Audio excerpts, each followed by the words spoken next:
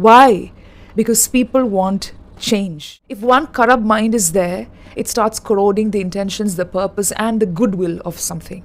Hello, darlings. I hope you all are doing great. I just wanted to ask you something. When was the last time you felt uncomfortable while doing something different or new?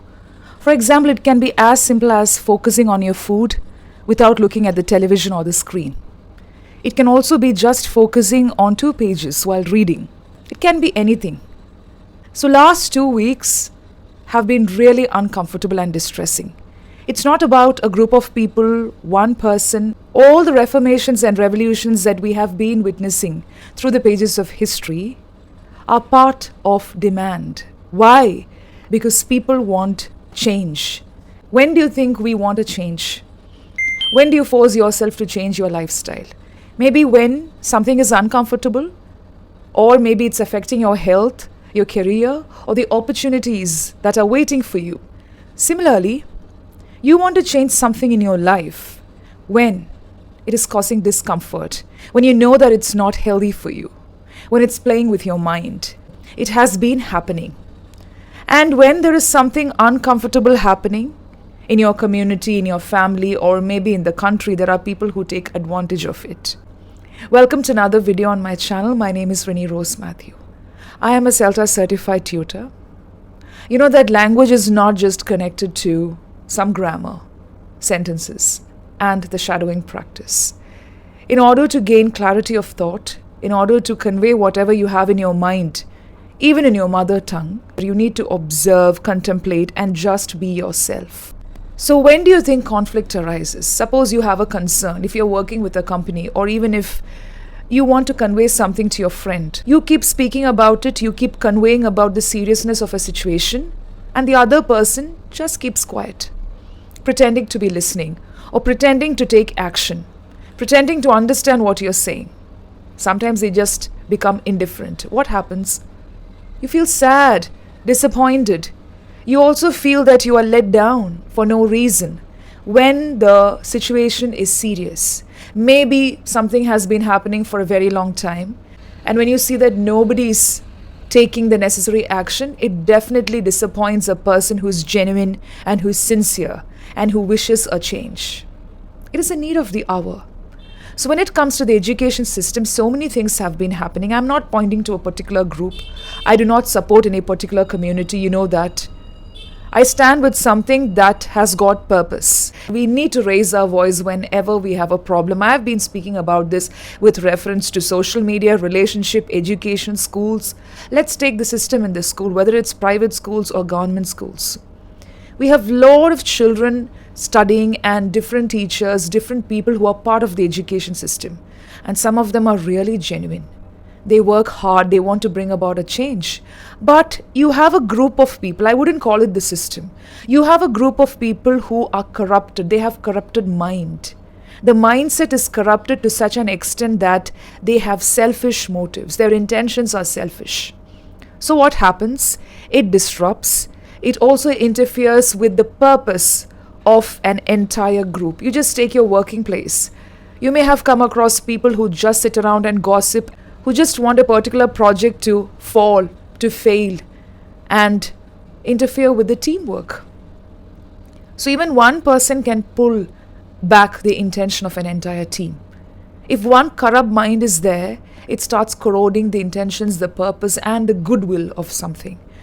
So let's take some of the schools. There are private schools also that function with wrong intentions, wrong objectives. I wouldn't say that the entire team is like that. It can be the practices. It can be a certain set of teachers or stakeholders who are trying to corrupt the entire system in that school. You may have parents, you may have children who really want to learn something. But definitely you find people with the wrong intentions everywhere. So what can be done? It's not enough that we just keep speaking. Collectively, there should be a change, right? Similarly, when it comes to colleges, I have worked with a college. I've seen how it operates. It's different. And we need to have a very big change in the higher education system. Just like any other country, we need to update. It's important to upskill. It is happening in many institutions and companies. But at the ground level, The quality is not something that can be compromised. Generally, we speak about the professional course, but when it comes to arts, humanities, or even when it comes to some other field that requires creativity, there are people who just corrupt the entire objective, the entire set of objectives. People are speaking about it. It's definitely about the beginning. Where does it begin? Of course, education begins at home, and then it is carried to the school, and then to the college, and wherever you go. So children have got some intention, they have objectives in life. But are we ruining it? And some people may think, why should you keep speaking about something that's uncomfortable and distressing? What is the point of keeping quiet? We have to address certain issues and concerns. I am referring to the system itself. It keeps changing and it should change. So when the system changes, we should understand the objectives, right?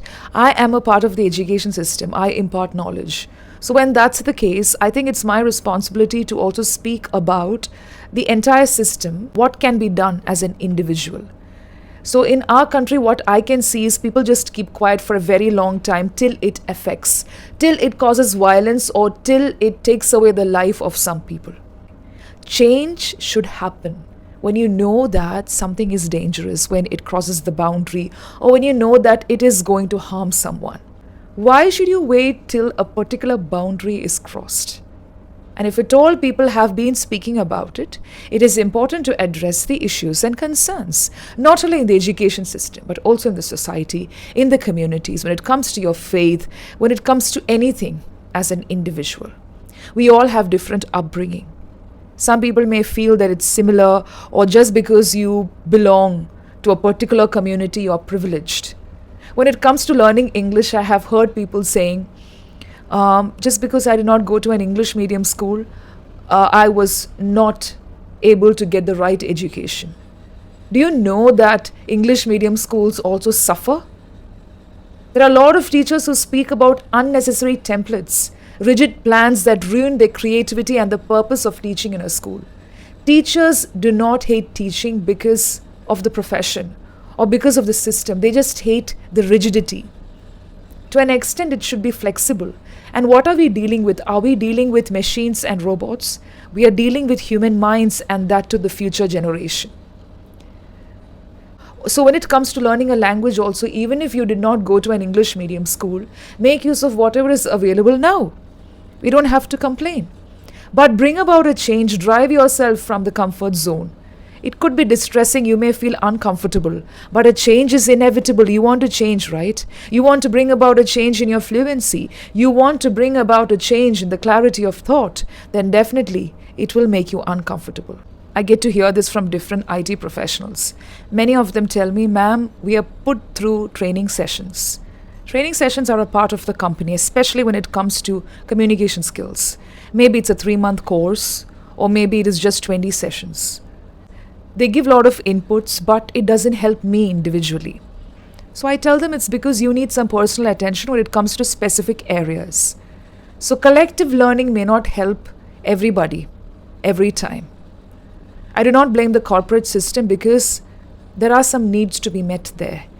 Every field function according to the parameters and the requirements, right? But do not take away the creativity.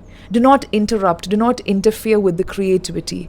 Our minds are organic and we need to function accordingly. To an extent, we can pressurize, to an extent, there is stress, but we should know where to draw the boundaries so that it doesn't interfere with the system, the mental health, and ultimately your future.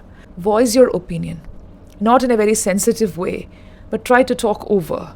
Talk over. Let them know that it is uncomfortable, it is causing distress, it is affecting. And if the other side, just like how I mentioned in the beginning, do not pay attention, if they do not pay heed to whatever you are saying, then of course you have to take action.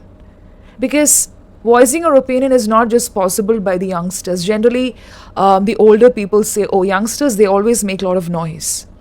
We cannot generalize. There are a lot of young people who work hard.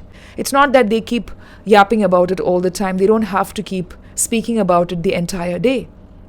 We also have senior citizens of the country who still keep working hard. At the same time, we have people who while away their time through irregular, inconsistent, and through bad habits, bad routine. bad lifestyle, which cannot be even recommended. So it is definitely an individual perspective towards life.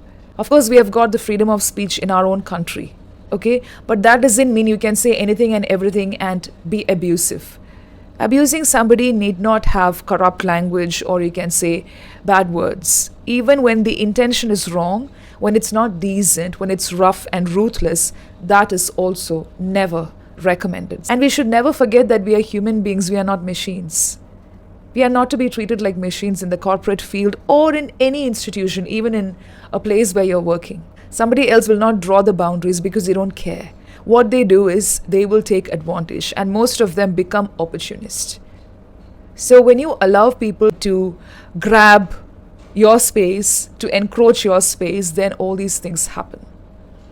So I'm not referring to a particular point. I'm not referring to anything that is specific, but it's really uncomfortable. It's sad and pathetic to see many people suffering when there should be action taken.